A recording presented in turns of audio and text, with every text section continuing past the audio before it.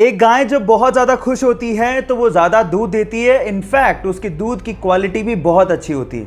अब अगर आप लोग गाय पालते हो तो मेरे पास आपके लिए एक साइंटिफिकली प्रूव्ड टिप है जिसके थ्रू आप अपनी गाय का मिल्क प्रोडक्शन बढ़ा सकते हो। आप एक काम करो, उसका एक अच्छा सा नाम रखो और उसके बाद उसे उसी नाम से पुकारो। जब आप ऐसा करते हो तो उसे लगने लगता है कि उसकी एक अलग आइडेंटिटी, एक अलग पहचान है। सिर्फ नाम से पुकारे जाने से वो खुश होकर आपको 3 से 4% ज़्यादा दूध देगी। ऐसा साइंटिफिकली प्रूव हो चुका है, क्योंकि उसे लगने लगता है कि आप उसे वैल्यू दे रहे हो, उसे सम्मान कर रहे हो। ये टिप जान के आपको कैसा लगा, चैट सेक्शन में लिखना मत भूलिएगा।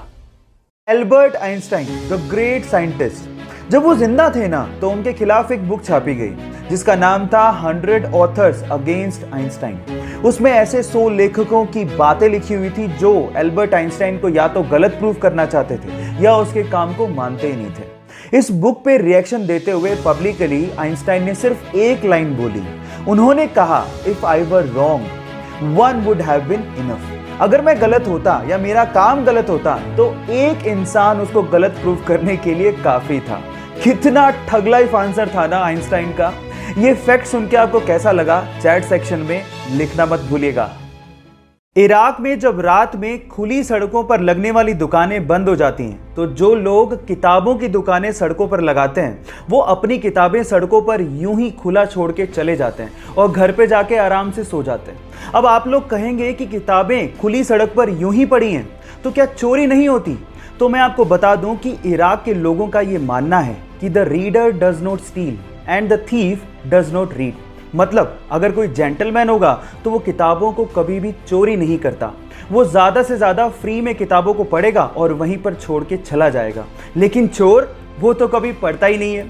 ये फैक्ट जान के आपको कैसा लगा, चैट सेक्शन में लिखना मत भूलिएगा। गाइस, क्या आपको पता है कि 17 जुलाई को कौन सा डे सेलिब्रेट करते हैं? डोंट वरी, मैं आपको बताता हूँ। 17 जुलाई को हर साल हम लोग वर्ड इमोजी डे सेलिब्रेट करते हैं। पर सवाल मेरा ये है कि इमोजी, ये शब्द आया कहाँ से और इसका मतलब क्या है, ये भी मैं आपको बताता हूँ।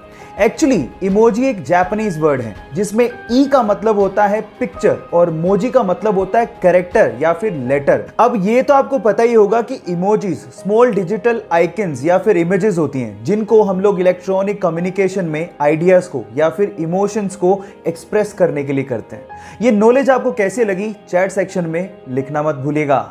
गाइस, आप लोग जीमेल तो इस्तेमाल करते होंगे, तो मैं आपको जीमेल के बारे में एक इंटरेस्टिंग चीज बताता हूँ।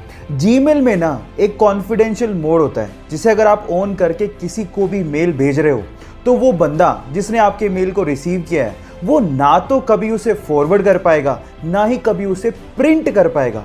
इनफैक्ट आप अपने मेल के लिए एक एक्सपायरी डेट भी सेट कर सकते हो। मतलब ये है कि उस एक्सपायरी डेट पे वो मेल रिसीवर एंड से ऑटोमेटिकली डिलीट भी हो जाएगा। ये फैक्ट जान के आपको कैसा लगा, चैट सेक्शन में लिखना मत भूलिएगा। अमेरिका में एक बंदा है जिसका नाम है जॉन हैरिसन। अब इस बंदे की जॉब के बारे में सुन के आप लोग हैरान रह जाओगे। ये बंदा अमेरिका की एक बड़ी आइसक्रीम कंपनी में आइसक्रीम टेस्टर की तरह काम करता है। मतलब आइसक्रीम को टेस्ट करने की नौकरी। कितनी यमी जॉब है ना ये।